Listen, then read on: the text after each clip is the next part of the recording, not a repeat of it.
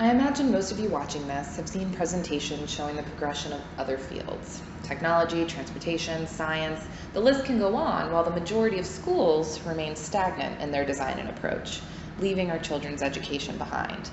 This is not new nor surprising. However, I do have a more optimistic view.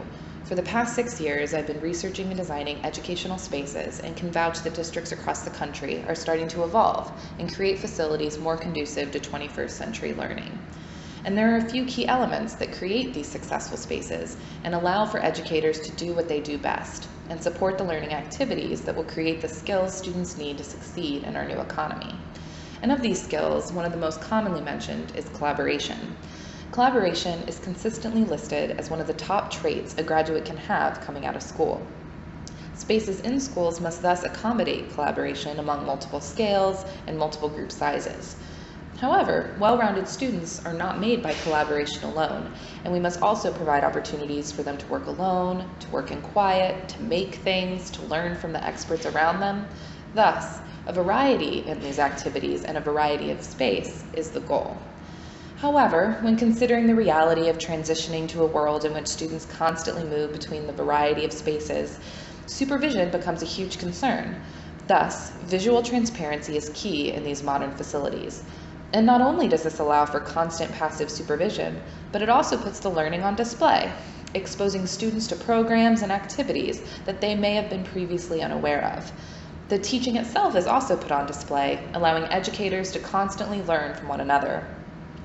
We are also seeing learning move beyond the classroom, extending the environment outdoors and providing students the opportunity to really engage with nature. And while these elements help reinvigorate the learning experience, no school is able or willing to predict the specific activities that will need to occur at any given time or location.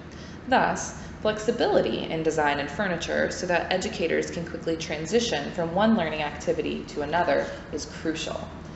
And flexibility is not this just-in-time agility, but also the building's ability to transition over time as teaching activities and programs evolve to meet the respective needs of the community. The building must be designed so that programs can ebb and flow from moment to moment and from year to year. Now, there is a caveat to my optimistic view, as oftentimes while districts come to us asking for facilities like the ones I've shown, there are many other parts of the equation that need to be addressed in order to properly utilize these new spaces and really catalyze positive change. And I identified this years ago when I worked on my master's thesis. An elementary school was designed in stark contrast to the traditional model. The school forewent the traditional rows of identical classrooms and was filled with flex spaces, group project areas, and high levels of visibility. However, teachers covered their windows with curtains, used breakout rooms for storage, and taught with direct instruction in spaces more conducive to collaborative hands-on learning. They did not change their practices despite their change in space.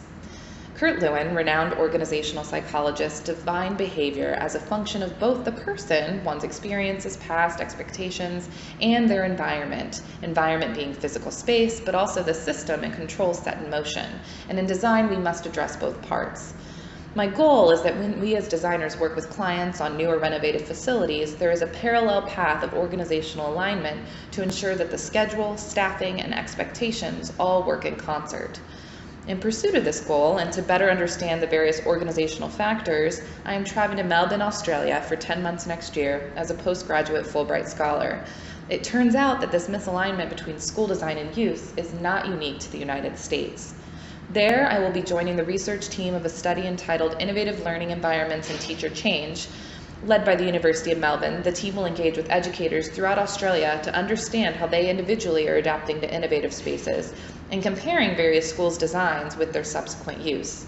And the goal is to enable the design, testing, and implementation of practical tools and strategies to assist teachers to maximize the use of innovative spaces. And this knowledge will be a key part of my implementing the envisioned organizational alignment process. Because what is the use of an innovative space if educators are not given the autonomy and time to plan? Or why are schedules one size fits all when the space is anything but? Or how can we expect spaces to be used as intended if we never communicate their features and capability as a tool for learning? My call to you all here is to become involved.